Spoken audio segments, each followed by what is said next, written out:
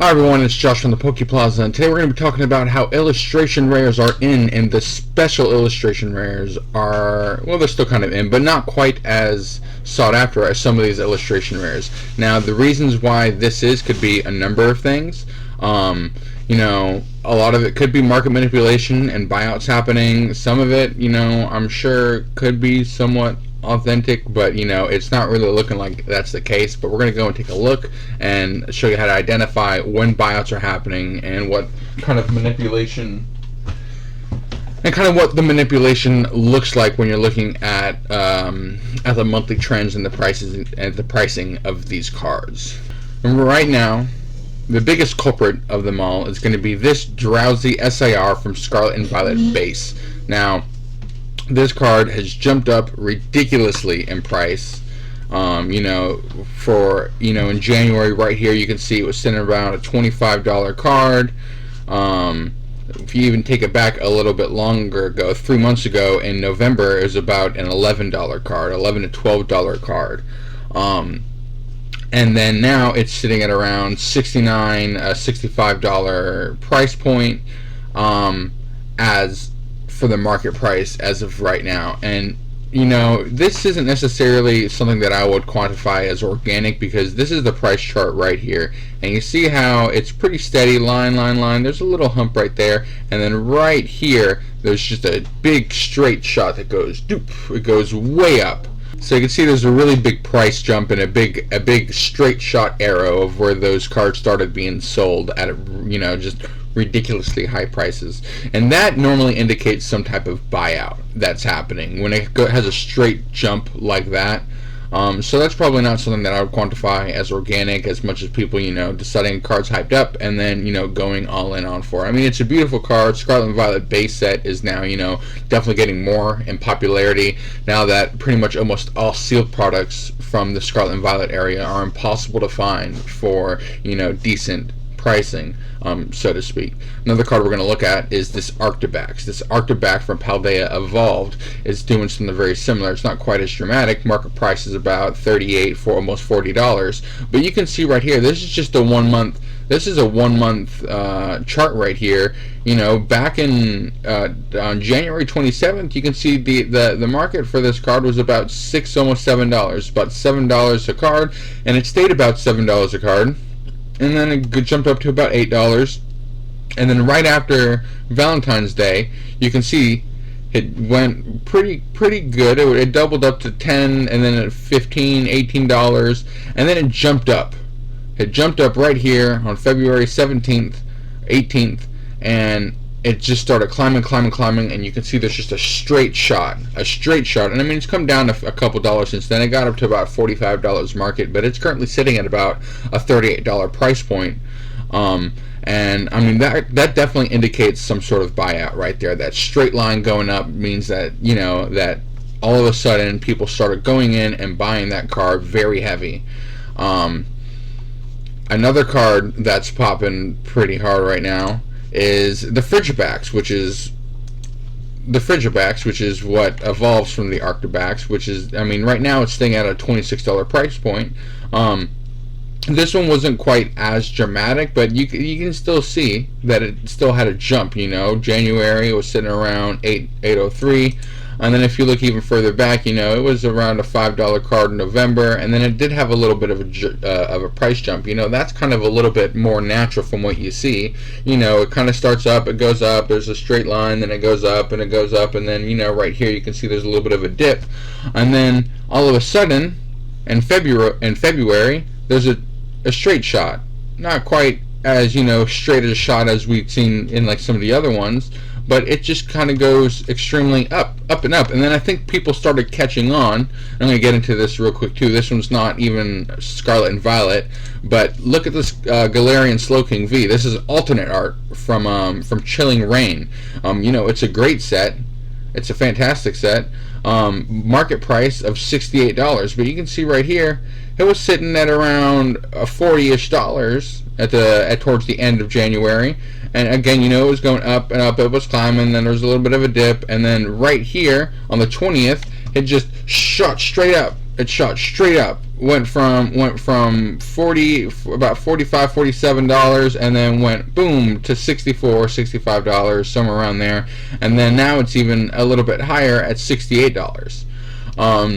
So those are all kind of indications of a buyout, just because it has that straight shot, a huge influx of a bunch of sales that are just going up and up and up and up, and now, people call this market manipulation, and there's tons of ways that people do it. For one, there's Discord servers. There's Discord servers full of people, and they just go on and they decide, hey, we're going to choose this card. Everyone go in and start buying it pretty heavy. So it shows that there's a big buyout happening, and that's going to make the card more sought after. Now, something that I didn't touch on until just now. Is that there's one thing that all these cards have in common besides the buyout. These are all illustrated by the same artist, Tomokazu Komiya, which is a pretty famous artist when we're coming to the Pokemon TCG world. He's made a bunch of really unique artworks, and you can usually kind of tell that they're his artworks just by looking at the picture. Sometimes, you've got the Eevee and Snorlax, the promo there. But he's been illustrating stuff since, I want to say, like all the way Neo Genesis, from the Politoed, if I believe correctly.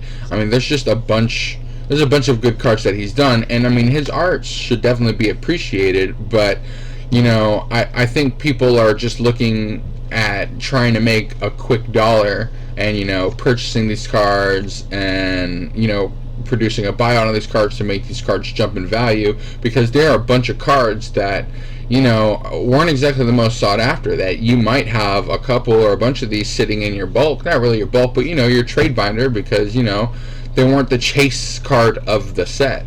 And the other thing that's kind of going on about most of these, not so much the Galarian Slowking, because that's alt art, but like all these other cards, they're not even special illustration rares, they're just regular illustration rares. Not saying that the regular IRs aren't valuable at all. If you look here, the Squirtle is a pretty good example. There's a Squirtle from Stellar Crown. It was always pretty straight. If you look at about the 6-month chart, it started off at about $58, and then it kind of goes up and down. You can see that chart right there. That's a little bit more of a standard chart of what it's supposed to look like. When the set first comes out, it's going to have a little bit of a higher price point. It's going to drop a little bit, and then it's going to be up and down, up and down, up and down, up and down. And then, even still here, you can see there was a little bit of a buyout for sure. It went from the 30th of December, and then within about here, let's go. We'll make that a little bit smaller. From the beginning, from like the middle of January to the beginning, towards the end of January, it definitely had about a $15 price jump. It went from about $58, $60, and it jumped up to $80 here almost. But then you can see it kind of definitely came down a little bit. From $80 going down to $70 and going down again to $60, $68. But that kind of more natural looking graph where it's up and down, and then there's a little bit of a spike and it comes down. That's much more of what we would identify as like a natural, authentic kind of price increase. Another one we can look at is the Ninetales from Obsidian Flames. I definitely think this card was a little bit bought out. It might be. It's a beautiful card, but you can see there was still a little bit of a buyout here. Not quite as dramatic or as fast as what we saw with some of those some of those other illustration rares that we were just looking at. But even this one had a little bit of a price jump. It really quickly, within the course of about a week or so, it jumped up from about 18, or I'm sorry, in the course of about a month, it jumped up from about 17 going up to $30. But that little, if you look at the 6-month chart, this all here is very authentic. It starts off low, it comes up, and it dips down, it comes up, and it gradually increases. And then, you can see right here, within about the course of a month, a little over a month, from January 13th to now, it jumped up from about $17 to $30. So, even that had a little bit of a buyout, but that's a little bit more justified, and it's not quite that straight shot, that shows, hey, people decided this is the card we're going to make big. Just everyone go in, start buying it out, and how to do it. And that's how they did it. That being said, I wouldn't necessarily be going out for these Drowsies, the Arctibacks, the Frigibacks, and the Slowkings. If you wanted to make if you wanted to make a quick dollar and you have these in your possession, I would say go ahead. If you wanted to sell them, you very well could. I mean, there's a near mint hollow of the Gilarian Slowking going for $115, which is just absolutely ridiculous. And I mean, if you look at all these other listings, 79, 92, 89, 92, 100. I mean, it looks like the Slowking is still going up pretty insane. But like I said, I just don't necessarily know if this is authentic, and these wouldn't exactly be the cards I'd be paying a higher price point if you were going to try and flip or sell, or if you're hoping, you can invest in this because the price is going to keep on rising. Because I don't necessarily think this is authentic, this wouldn't exactly be a great buy for me unless you were able to purchase probably about half that price, or closer to that the original price point before the big jump, because odds are, it's probably going to fall a little bit. I could be completely wrong. I'm not exactly a Pokemon investor by any of the means. That being said, like I said, if you have them in your collection and you wanted to make a quick dollar because you pulled a couple of these trying to pull the actual chase card of the set, one of the SIRs, now would be a good time to maybe offload them. You could recoup a little bit of money and, do it to, try and pay for those more expensive packs that are almost impossible to get right now. I mean, pretty much almost anything Scarlet and Violet now is becoming impossible to find at a decent price point. And I mean, at now a decent price point, you're looking at MSRP. I mean, if you can find pretty much any ETBs going for retail at any retail, would probably be a decent buy right now. It's just now it's not the market where you're going to be getting $40, $45 ETBs from Stellar Crown, Twilight. I mean, even now, Shrouded Fable is jumping up quite a bit. It was one of the most talked down sets for a while because no one liked the artworks. The pull rates were bad. It was a specialty set. And I don't really know if people just didn't resonate with, I mean, the set is basically based on the DLC of the Scarlet and Violet games on the Switch. I mean, people didn't really resonate with that. Which doesn't really make too much sense because I mean Ogerpon was a big part of Twilight Masquerade, and Twilight Masquerade was always kind of popping, but Shroud of Fable did not get that attention.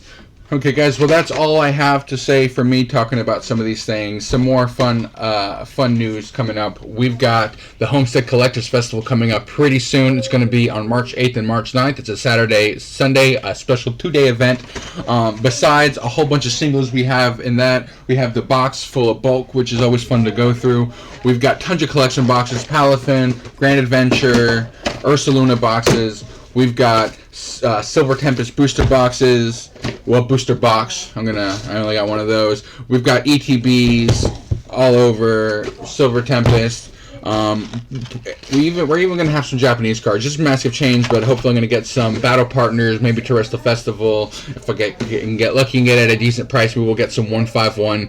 But we plan to have all these things there. It's going to be a really fantastic event, and we can't wait to see you guys there. So make sure you chime in on that. The Collectors Festival, March 8th, March 9th, at the South Dade High School Gym. So we will see you guys there, and until then, we will see you in the next one.